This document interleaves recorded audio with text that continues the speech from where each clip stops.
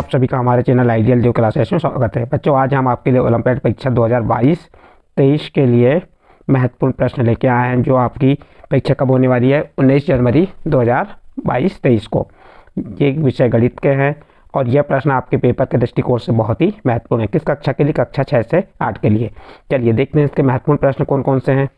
पहला प्रश्न क्या है, ध्यान दीजिए पहले प्रश्न पे। प्रश्न नंबर 1 क्या कह रहा है, ये आपके पूरे प्रश्न इंपॉर्टेंट हैं। प्रश्न नंबर 1 जो पेपर में आना ही है, निश्चित समझ लीजिए। प्रश्न नंबर 1 क्या है, यदि 16 पेंसिल का मूल्य 64 रुपये है तो 144 रुपये में कितनी पेंसिल होंगी? तो देखिए 64 रुपये में कितनी पेंसिल आ रही है? 16 पेंसिल। तो एक पेंसिल कितने में आएगी? 16 चौके 64 है, 4 रुपये में। एक पेंसिल 4 रुपये की, तो इसलिए कितनी पेंसिल? 144 पेंसिल। तो 144 में क्या करेंगे हम? 4 का भाग देंगे, 4 दूनी 4 तिया 12 बच गए, तो 4 से 24, यानी कि कितनी पेंसिल आ जाएंगी? 36 पेंसिल। कितनी पेंसिल आ जाएंगी? 36। 144 रुपये में कितनी पेंसिल आएंगी? 36। कैसे पता की हमने? एक पेंसिल का मूल्य कैसे निकाल लिए? 16 का भाग 64 में दी कितने बार गया? 4 बार। और 4 का भाग 144 दी कितने बार गया? 36 बार। तो इसका सही आंसर सी नंबर का आ जाएगा, 36। नेक्स्ट अगला प्रश्न है, एक चतुर्भुज में कितने विकर्ण होते हैं? तो आपको मालूम होना चाहिए कि चतुर्भुज में कितने विकर्ण होते हैं। तो चतुर्भुज में 2 विकर्ण होते हैं, तो इसका सही आंसर ए नंबर हो जाएगा। चतुर्भुज में कितने विकर्ण होते हैं? 2। इसके बाद नेक्स्ट प्रश्न देखिए, घन की एक भुजा 7 सेंटीमीटर है तो उसका आयतन होगा। तो देखिए घन की एक भुजा 7 सेंटीमीटर, तो घन के आयतन का सूत्र क्या होता है? भुजा का घन यानी 7 का घन। 7 का घन कितना होता है ये आपको मालूम होना चाहिए, 7 गुणित 7 गुणित 7। आप इसको 3 बार गुणा कर दीजिए, 7 गुणित 7 गुणित 7, तो आपको क्या मालूम हो जाएगा? 7 का घन। 7 का घन कितना होता है? 343। यहाँ पे वर्ग सेंटीमीटर दिए, सेंटीमीटर का वर्ग दिया, यहाँ घन सेंटीमीटर आएगा। आयतन कायम रहता है घन में। तो इस प्रकार से इसका आंसर ए नंबर का आंसर सही है। नेक्स्ट अगला प्रश्न देखते हैं, प्रश्न नंबर 4। सबसे छोटी प्राकृत संख्या है। सबसे छोटी प्राकृत संख्या कौन सी होती है? प्राकृत संख्या कहाँ शुरू होती है? 1 से 1, 2, 3 इस प्रकार अनंत तक जाती है। सबसे छोटी प्राकृत संख्या क्या हो गई? धन 1। तो इसका सही आंसर आ जाएगा ए नंबर का 1। फिर प्रश्न नंबर 5, सबसे छोटी पूर्ण संख्या। सबसे छोटी सी पूर्ण संख्या कौन सी होती है? 0 होती है। तो इसका आंसर कौन सा आएगा? सी नंबर का आंसर सही है। नेक्स्ट अगला प्रश्न, ऋण 11 धन ऋण 12 का योगफल होगा। तो ऋण 11 धन ऋण का ऋण 12, ऋण 11 में ऋण 12 जोड़े तो ऋण 22, ऋण 23 सॉरी कितना आ जाएगा? ऋण 23। तो इसका सही आंसर हो जाएगा ए नंबर का ऋण 23। नेक्स्ट अगला प्रश्न देखिए, प्रश्न नंबर 7। प्रश्न नंबर 7 क्या कह रहा है? 7 का योज्य प्रतिलोम होगा। किसका? धन 7 का योज्य प्रतिलोम क्या होगा? ऋण 7। तो इसका सही आंसर हो जाएगा ए नंबर का। ए नंबर का आंसर क्या आ जाएगा? ऋण 7। क्योंकि यदि कोई संख्या धनात्मक है तो उसका योज्य प्रतिलोम ऋणात्मक होता है, और ऋणात्मक है तो धनात्मक होता है। तो यहाँ पर धन 7 है तो इसका योज्य प्रतिलोम क्या हो गया? ऋण 7। फिर देखिए प्रश्न नंबर 8 क्या कह रहा है? 5 भागित 10 का सही भागफल है। देखिए 5 भागित 10, तो 5 एकम 5, 5 दूनी 10, कितना आ गया ये? 1/2। तो इसका सही भागफल क्या आ जाएगा? 1/2। इसका सही आंसर ए नंबर का 1/2 आ जाएगा। इस प्रकार प्रश्न नंबर 8 कंप्लीट हुआ। नेक्स्ट अगला प्रश्न देखिए, एक आयत की लंबाई 20 सेंटीमीटर और चौड़ाई 10 सेंटीमीटर, तो आयत का क्षेत्रफल होगा। आयत का क्षेत्रफल का सूत्र क्या होता है? लंबाई गुणित चौड़ाई। आयत का क्षेत्रफल सूत्र क्या होता है? लंबाई गुणित चौड़ाई। चलिए लंबाई कितनी? 20 सेंटीमीटर और चौड़ाई कितनी? 10 सेंटीमीटर। 20 का 10 में गुणा किए तो कितना हो गया? 200। ये 200 आ गया। और सेंटीमीटर का सेंटीमीटर में गुणा किए तो वर्ग सेंटीमीटर, तो ये क्या होगा? 200 वर्ग सेंटीमीटर। तो इसका भी ए नंबर का आंसर सही है। नेक्स्ट अगला प्रश्न देखते हैं, प्रश्न नंबर 10। प्रश्न नंबर 10 में क्या कह रहा है? सामान्यतः मनुष्य का ताप कितना होता है? सामान्यतः मनुष्य का ताप कितना होता है? तो आपको उसका आंसर मालूम हो जाना चाहिए, क्योंकि सामान्यतः मनुष्य का ताप 37 अंश सेल्सियस होता है। तो इसका डी नंबर का आंसर सही है। नेक्स्ट अगला प्रश्न देखते हैं, त्रिभुज के तीनों कोणों का योग कितना होता है? 360, 180, 280, 160। तो आपका सही आंसर हो जाएगा बी नंबर का 180। त्रिभुज के तीनों कोणों का योग कितना होता है? 180 अंश। नेक्स्ट प्रश्न देखिए, प्रश्न नंबर 12, 10 गुणित 20 ऋण 19 का योग कितना होगा? तो पहले क्या कर लीजिए आप? 10 का 20 में गुणा की 200 में से 19 को घटा दीजिए, तो कितना आ जाएगा? 181। तो इसका सही आंसर हो जाएगा ए नंबर का 181। नेक्स्ट अगला प्रश्न देखते हैं, प्रश्न नंबर 13। प्रश्न नंबर 13 में क्या कह रहा है? 220 धन 19 ऋण 79 का योग कितना होगा?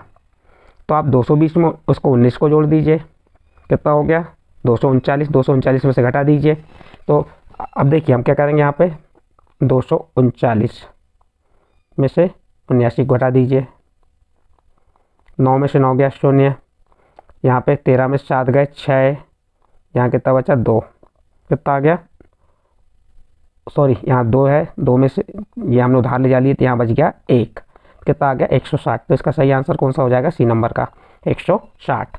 इस प्रकार आपका प्रश्न नंबर 13 कंप्लीट हुआ। इसके बाद प्रश्न नंबर 14 क्या कह रहा है, 1 किलोग्राम कितने ग्राम का होता है। तो 1 किलोग्राम कितने ग्राम का होता है, तो आपका सही आंसर आ जाएगा डी नंबर का 1000 ग्राम का। 1 किलोग्राम कितने ग्राम का होता है, 1000 ग्राम का। फिर प्रश्न नंबर 15 देखिए, 1000 ग्राम कितने किलोग्राम का होता है। तो 1000 ग्राम 1 किलोग्राम का होता है, तो इसका सही आंसर हो जाएगा ए नंबर का 1 किलोग्राम। नेक्स्ट अगला प्रश्न देखते हैं, प्रश्न नंबर 16। प्रश्न नंबर 16 में क्या कहा है, 0.16 का वर्गमूल है। 0.16 का वर्गमूल क्या होगा, तो इसका सही आंसर आ जाएगा आपका सी नंबर का 0.4। 0.4 का आप गुणा करेंगे तो क्या आ जाएगा, 0.4 का वर्ग क्या होता है 0.16, या 0.16 का वर्गमूल क्या होता है 0.4। तो इसका सी नंबर का आंसर सही है। इस प्रकार नेक्स्ट प्रश्न देखते हैं, प्रश्न नंबर 18। प्रश्न नंबर 18 क्या कह रहा है, 25/10 का वर्ग का मान होगा। 25 का वर्ग क्या होता है 625। 25 का वर्ग कितना होता है 625, और 10 का वर्ग कितना होता है 100। तो कितना हो जाएगा 625/100। इसका अ नंबर का आंसर सही है, 625/100। यदि किसी संख्या का 5% 600 है तो संख्या है, देखिए किसी संख्या का कितना, किसी संख्या मान ली संख्या क्या है x का कितना 5%, तो 5/100।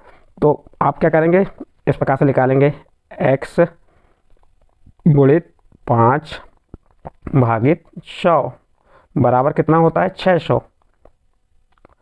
तो यहाँ पे क्या हो जाएगा, x बराबर क्या हो जाएगा 600 गुणित 100 भागित में क्या आ जाएगा 5। तो आप भाग दे दीजिए, 5 एकम 5 बच गया 1, 5 दूनी 10 बचा 0। 120 बार गया 5 का भाग 600 में, और 120 का 100 से गुणा किए तो कितना हो गया 12000। कितना हो जाएगा 12000। तो यहाँ 12000 कौन सा है, ये देखिए स नंबर का 12000 है, तो इसका सही आंसर स नंबर आ जाएगा। प्रश्न नंबर 19 यहाँ पे कंप्लीट होता है। नेक्स्ट अगला प्रश्न देखिए, एक घड़ी का विक्रय मूल्य 540 है, दुकानदार 20% लाभ पर बेचा, तब खिलौने का क्रय मूल्य क्या होगा। देखिए एक घड़ी का विक्रय मूल्य कितना, कितने में बेचना है 540 रुपये में, दुकानदार उसे 20% लाभ पर बेचता है, तब खिलौने का क्रय मूल्य क्या हो जाएगा। तो इसको आपको निकाल के देखना पड़ेगा, जब हल करके देखेंगे तो इसका सही आंसर आ जाएगा अ नंबर 648 रुपये। इस प्रकार प्रश्न नंबर 20 यहाँ पे आपका कंप्लीट होता है। नेक्स्ट अगला प्रश्न देखते हैं, प्रश्न नंबर 21। निम्न में से सबसे बड़ी संख्या है ऋण 4/5, ऋण 2/5, ऋण 3/5, ऋण 7/5। तो देखिए इसके सबके आधार समान हैं, तो ऊपर की सबसे बड़ी संख्या जो होगी वही कहलाएगी सबसे बड़ी संख्या। तो ऊपर सबसे बड़ी संख्या कौन सी है, ऋण 2। तो इसका सही आंसर कौन सा हो जाएगा, इसका सही आंसर आ जाएगा ब नंबर का ऋण 2/5। तो इस प्रकार प्रश्न नंबर आपका 21 कंप्लीट हुआ। नेक्स्ट अगला प्रश्न, 40 सेंटीमीटर लंबाई और 22 सेंटीमीटर चौड़ाई वाले आयताकार तार को मोड़कर एक वर्ग बनाया गया, तो वर्ग की प्रत्येक भुजा की माप होगी। वर्ग की प्रत्येक भुजा की माप क्या होगी। तब इसे हम क्या करेंगे, देखिए लंबाई और चौड़ाई दी है, यह आयताकार तार को मोड़कर क्या बना दिए, एक वर्ग बना दिए, तो वर्ग बन गया। तो हम इसको हल करेंगे तो इसकी भुजा की माप कितनी आ जाएगी 124 सेंटीमीटर। इसका सही आंसर क्या आ जाएगा, द नंबर का 124 सेंटीमीटर। इसके बाद नेक्स्ट प्रश्न देखिए, प्रश्न नंबर 24। सबसे छोटी संख्या क्या है। यहाँ पे 4 ऑप्शन दी, 4 ऑप्शन में से आपको बताना सबसे छोटी संख्या कौन सी है, 1, 0, ऋण 1, 2। तो यहाँ सबसे छोटी संख्या ऋण 1 होगी, तो स नंबर का आंसर सही है। सबसे छोटी अभाज्य संख्या है, तो अभाज्य संख्या कौन सी होती है 2, 3, 5, 7। इनमें से आपको सबसे छोटी अभाज्य संख्या बताना, सबसे छोटी अभाज्य संख्या हो जाएगी आपकी 2। इसका सही आंसर स नंबर का आ जाएगा।